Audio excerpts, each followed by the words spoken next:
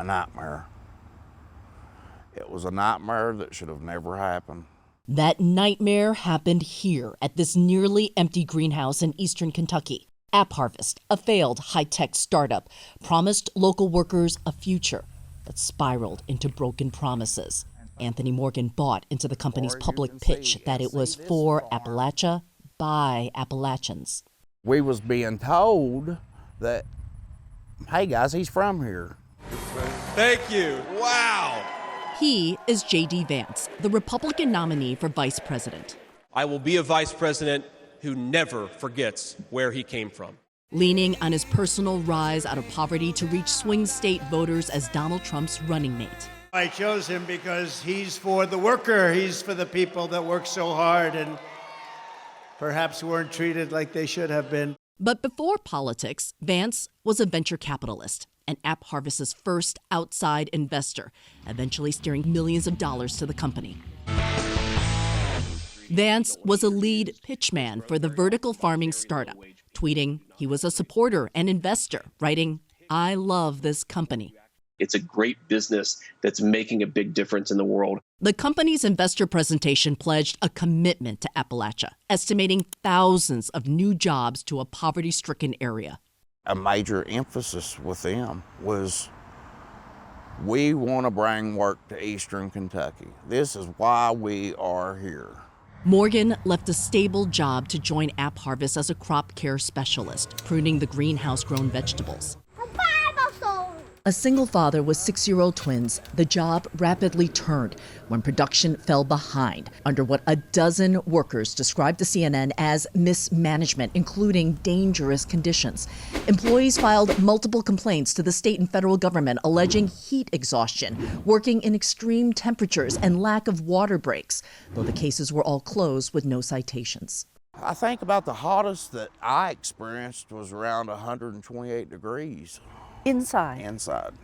Couple days a week, you'd have ambulance show up, and you've seen people leaving on gurneys to go to the hospital. The cuts came next to promised worker benefits, and then foreign workers came in to fill those so-called local jobs. The second round of folks they brought in was folks on work visas, and they didn't bring just a van full. They brought bus loads. Documents show AppHarvest hired contract workers from outside the region. At one point, as many as 500, the majority of its workforce, not locals. But that's not the image AppHarvest wanted the world to see.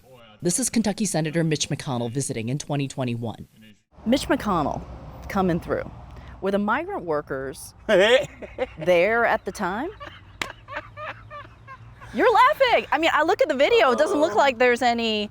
They hid these guys. They took them out of the plant. They was gone. And then Mitch McConnell's giving a speech about all this work that AppHarvest has brought eastern Kentuckians. I like the idea of taking the tomato market away from the Mexicans. How about that? So they were trying to hide the migrant workers. Specifically, yeah. This worker, who asked not to be identified, says the hiring of migrant workers became part of a mirage that AppHarvest was helping the region. He took this video as his co-workers clapped for visiting investors.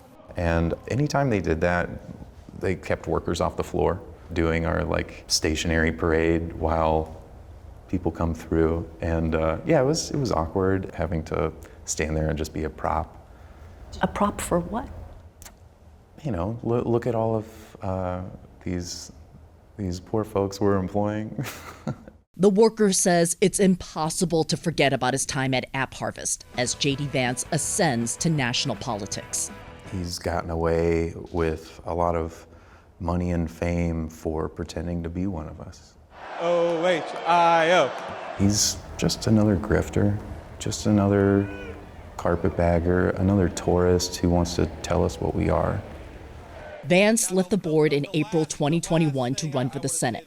Shortly after, shareholders filed suit claiming they were misled. By 2023, AppHarvest had filed for bankruptcy a little more than 2 years after its public launch. But the workers in this failed startup say they are the real people in the Vance story.